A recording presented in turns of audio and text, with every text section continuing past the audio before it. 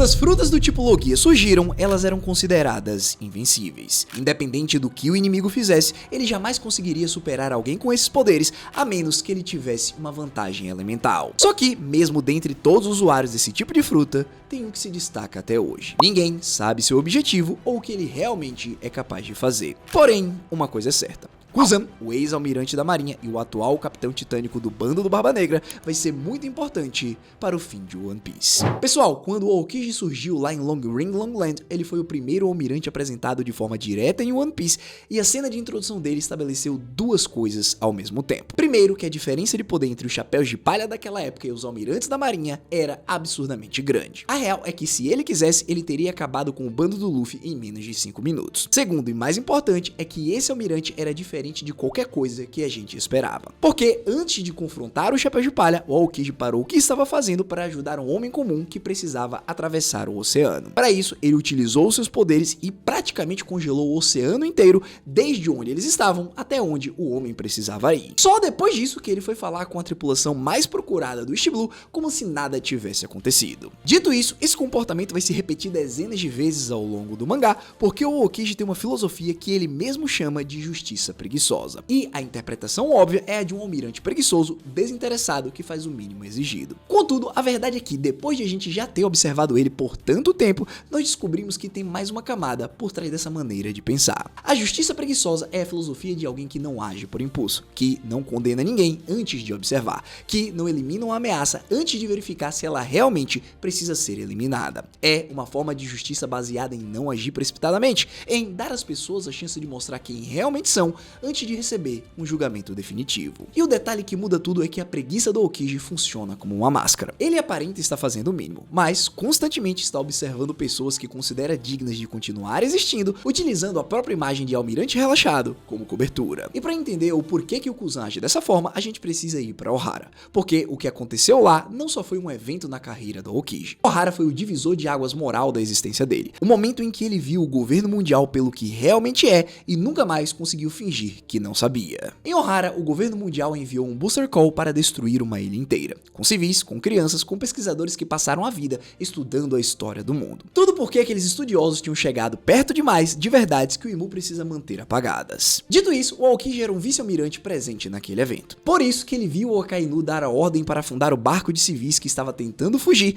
e viu o Sol, um gigante que tinha desertado da marinha, entregar a sua vida para salvar uma criança. E, diante disso tudo, o Aokiji fez escolhas que foram decisivas para toda a história de One Piece. Primeiro, ele ajudou a Robin, uma menina de 8 anos, a escapar. Naquele momento, Kuzan ficou curioso por que o Sol tinha dado a sua vida para proteger aquela menina, então ele criou um caminho de gelo e disse que se ela seguisse por ali, ela chegaria em outra ilha. Também, o Aokiji não se preocupou em finalizar o Sol. Ele apenas deixou o gigante congelado. E por conta disso, estamos vendo ele hoje em Elbaf, junto da Robin. Agora vamos ser honestos aqui, porque o padrão do Aokiji de fazer coisas por debaixo dos panos é estranho demais para alguém que é considerado um preguiçoso. No fim de Water 7, depois dos eventos de Enies Lobby, ele encontra Robin e reconhece que ela finalmente encontrou uma família disposta a se sacrificar por ela. Diante disso, ele encerra a perseguição. Não por ordem superior, não por incapacidade, mas por decisão própria. Também, durante Marineford, em uma batalha caótica onde piratas e marinheiros estavam morrendo de todos os lados, o Aokiji aparece com um dos maiores feitos de poder de toda a guerra ao congelar o tsunami inteiro que o Barba Branca tinha criado,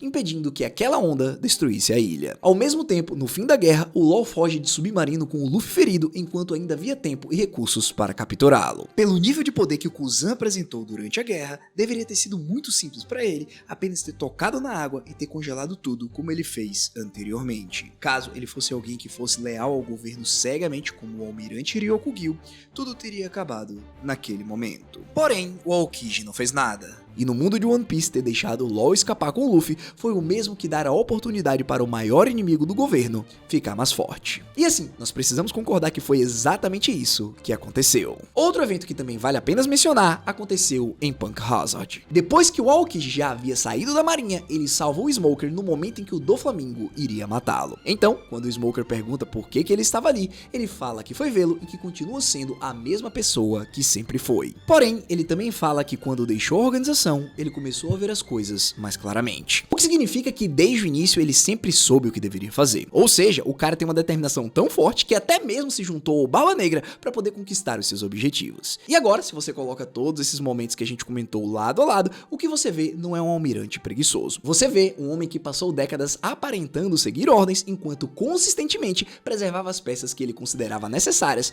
para um futuro diferente. Cada decisão do Aokiji que parece preguiça tem um impacto enorme para o futuro da obra. E agora, antes de a gente entender o que o Kuzan está guardando para o final, a gente precisa entender um pouco mais sobre as suas habilidades.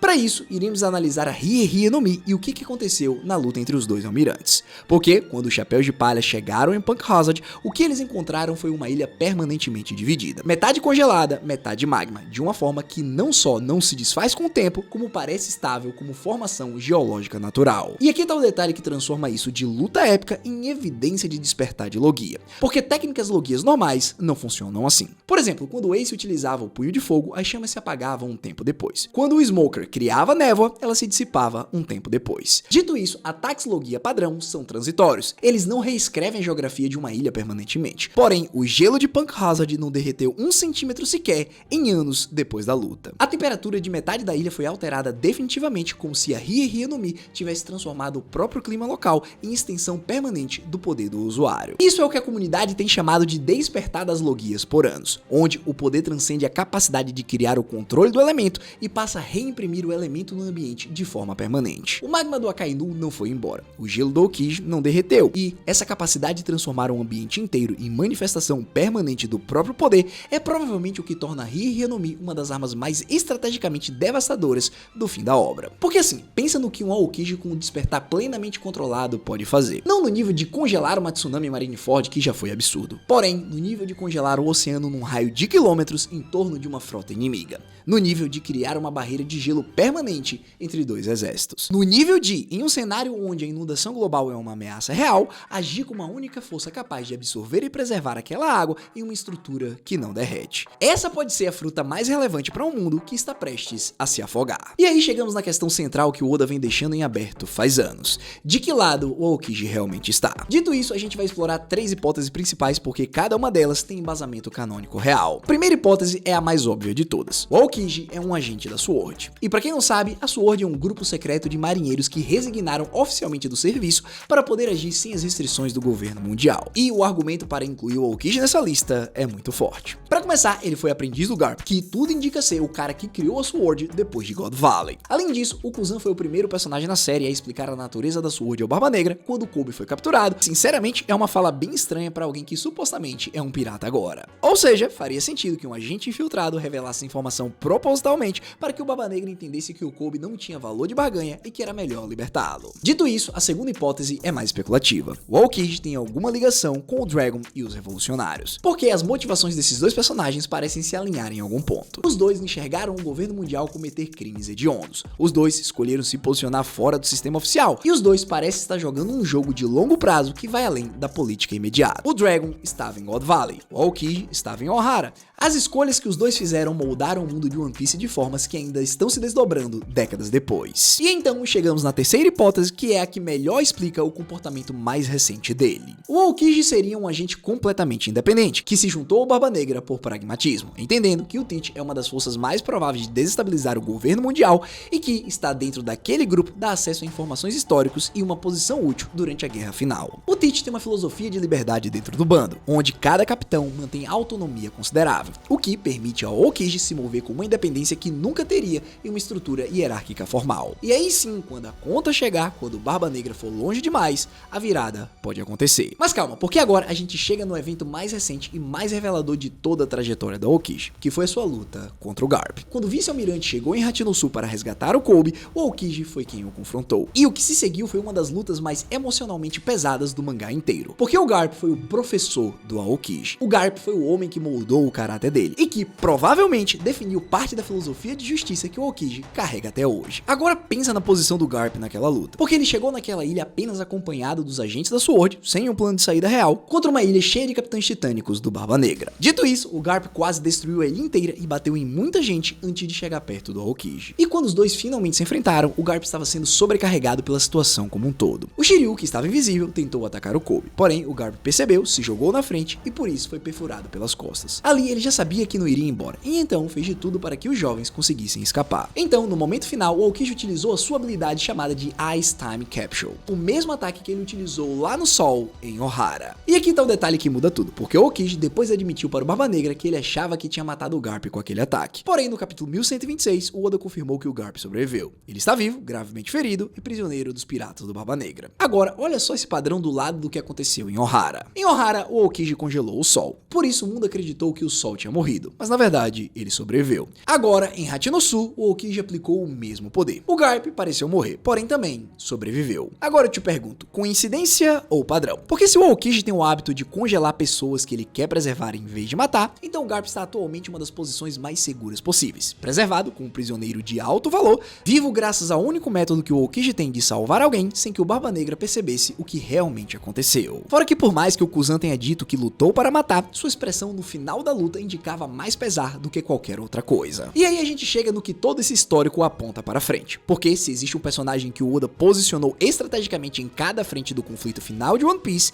esse personagem é o Aokiji. Ele tem conexão com a Robin, com o Sol e por consequência com o legado de Ohara e o século perdido. Ele tem conexão com o Garp, com a Marinha e com a Sword. Ele está dentro dos piratas do Barba Negra que estão ativamente caçando os Road Poneglyphs. E ele tem um poder que pode ser mais relevante do que qualquer outro em uma saga onde o mundo físico pode se transformar em campo de batalha final. Dito isso, a teoria mais forte sobre o papel final do Aokiji passa por três grandes eixos. O primeiro é a traição ao Barba Negra, que parece inevitável. O Aokiji não é um homem que se define por quem é o seu chefe. Ele é um homem que se define pelo que ele considera certo. E, em algum momento, o Tite vai cruzar uma linha que o Aokiji não vai aceitar. Quando isso acontecer, a posição dele dentro da tripulação como o capitão mais forte de todos os titânicos pode ser um fator decisivo na desestabilização do grupo em si. Seguindo, o segundo eixo é a proteção da Robin no momento crítico. Pessoal, como a gente sabe, a Robin é provavelmente a pessoa mais importante do fim da obra do ponto de vista da informação histórica. Ela é uma das poucas pessoas atualmente que consegue ler os Poneglyphs e o Aokiji tem uma ligação de muito tempo com ela que provavelmente vai ser ativada no momento mais importante. Porque assim, pessoal, a gente precisa de um fechamento para essa história. Lá em Ohara, como nós vimos, ele salvou a Robin quando criança. Também, em Warrior 7, ele deixou ela de lado para que ela pudesse viver ao lado dessa tripulação. E agora, na saga final, depois que a Robin já conquistou tudo o que ela queria, ele vai ter um papel importante em salvá-la pela última vez das mãos do governo mundial. Por fim, chegamos no terceiro eixo, que é o mais cinematográfico de todos. E aqui a gente precisa levantar a possibilidade do Aokiji ser a resposta física ao evento catastrófico que vai acontecer no final do mangá. Pessoal, a inundação global é uma ameaça que vários arcos de One Piece foi construindo sutilmente. E o Vegapunk deixou claro na transmissão de Egghead que o nível do mar está subindo de forma normal. Diante disso, se o Kuzan realmente acabar traindo o Barba Negra, ele pode se aliar ao Luffy para resolver esse problema, sendo um dos principais pilares da guerra final. Seus poderes de gelo com certeza seriam muito importantes para congelar boa parte dos inimigos e deixar pela frente só quem importa. Assim, o Luffy, Zoro e possivelmente o Sanji não vão precisar ficar gastando o Haki do Conquistador para desmaiar personagens aleatórios. E também, como eu disse anteriormente, em um cenário onde o mundo está sendo inundado, onde cidades estão sendo engolidas pelo oceano, onde nações inteiras estão sob ameaça de desaparecer, a única pessoa que tem uma fruta capaz de absorver quantidades ilimitadas de água e que pode criar novas ilhas de gelo sem que elas desapareçam é o Aokiji. Dito isso, a Rie no Mi despertada completamente pode ser literalmente o que separa o mundo de sobreviver ou afundar. E eu digo isso não como piada, não como exagero, mas como a única ferramenta que existe no universo de One Piece capaz de fazer essa escala de contenção. E aí, pessoal, quando você olha para toda a trajetória do Aokiji de uma vez, o que você vê não é um almirante que mudou de lado. É um homem que nunca encontrou um lado que valesse ser defendido de verdade. E que passou décadas construindo uma posição de onde ele podia agir conforme a própria consciência, sem se prender às regras de nenhuma das facções que pisavam ao redor dele. A justiça preguiçosa foi sempre só o nome que ele deu para convencer o mundo de que não valia a pena prestar atenção nele. E aí, me conta nos comentários, você acha que o Aokiji é um agente da Sword, um aliado do Dragon, ou ele está de fato jogando por conta própria? E mais importante, você acha que ele realmente preservou o Garp da mesma forma que preservou o Sol, ou foi só coincidência? Comenta aí. No fim, se curtiu o vídeo, deixa o like, se inscreve, e se você quiser entender como é que God Valley mudou todos os personagens de One Piece para sempre, clica nesse vídeo que tá aparecendo na sua tela.